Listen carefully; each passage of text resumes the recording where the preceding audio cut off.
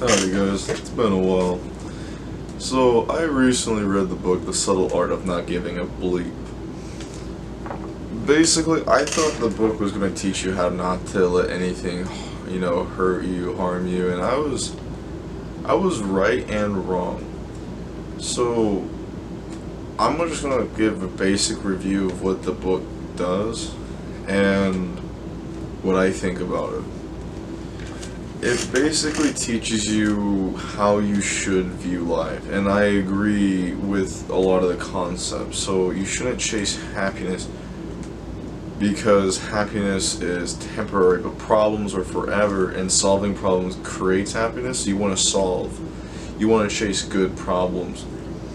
Like going to the gym, it has a lot of good to it, but there's a lot of problems because then you're never going to be the dream body you want to be. There's going to be someone cute there intimidating you. Just infinite problems. And I remember a quote. It said, this is kind of a little off topic, because it's super vast in everything the book talks about, that since nothing matters, then you shouldn't listen to the things that try to stop you.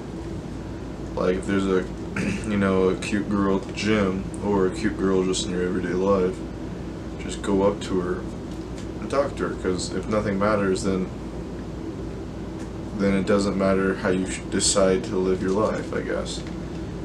Now, it talks about how you shouldn't just, be a raging, D-bag or anything, but it talks about how to enjoy life to the fullest, and since nothing in the matter really ends, or matters, just do it. Don't, because you want to have fun and you're going out of your way to stop yourself from these ideas that really aren't realistic and you have no idea.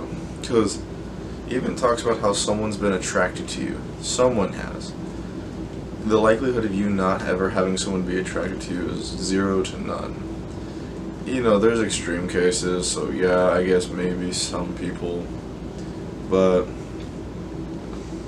you never know until you do it. And it talks about how a lot of studies and how things work, and I don't want to spoil too much, so if this comes into a little bit of spoiler territory, but it doesn't give off the whole book. You need to read the whole book because of how he words it. It makes a lot more sense about how this one person has OCD, where they have to tap a table every time they walk by it, or counters or surfaces, or they get panic attacks. And then the researcher said, do you want to tap everything when you walk by it, or do you want to start living with the panic attacks?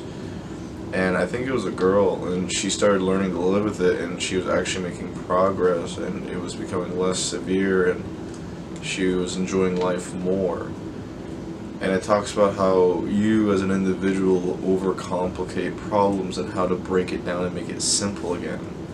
And the thing is like, the title of the book, you're going to read it, and it has, the F word right there, so you're going to know he's a very loving, caring person once you start reading and understanding what he's actually saying. But at first he's very blunt and very much to the point, and I can understand how that turns a lot of people away.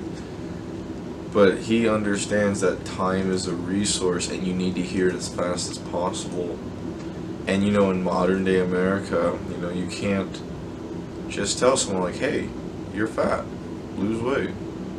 My friends are honest with me because I'm honest with them, and it's because we care for each other and we don't want to waste each other's time. It's like, hey, I don't spend your money and you don't waste my time. Let's get that very clear. That's just how it is. So what would I rate this book? I would rate it honestly a 10 out of 10. And why I rate that book a 10 out of 10, because it teaches you, even when you're having emotions you don't want, on how to keep moving forward and doing good. Like, if I'm having a bad day, it's a gift. Every day's a gift. And even the good, the bad, everything. And it changes how you look at everything. Like, I have moments in my own personal life where I'm just like, I don't want to move. I feel like nothing. And I was thinking back on this book and how it works. And it just changed everything. It worked great. Like, I was like, hey, when I get home, I want to make a couple of videos. And then I sat down, I started eating, and I was like, wow. It just exists. You know, it tells you a bunch of uncomfortable truths. And I think this is something they should honestly teach in high school as an elective or something, because it makes me happier knowing that happiness is temporary. Like, the happily ever after is just not possible, and you're always changing and all that, and there's so many crazy concepts. Like, you're never right, you're always wrong. You're just less wrong as time goes on. I love that concept, and I think everyone can learn from it. So, should you read The Subtle Art of Not Giving a Beep? 100%. It's a pretty long read. It took me around 9 hours to read it. And I listened to an audiobook, and it took me about a week and a couple days to finish it. It was honestly super interesting, really good, and it's one of those kind of books where I'm probably going to reread it maybe once or twice in my life. But it's definitely life-changing because it takes culture and really shows you and why your culture lies to you in the way that it does. But this one opens your eyes and shows you, like, hey, it doesn't need to be a lie for it to work. And I really appreciate it, and it's really good. So I'm going to say you should read it. It's a really good read. Have a good one, guys.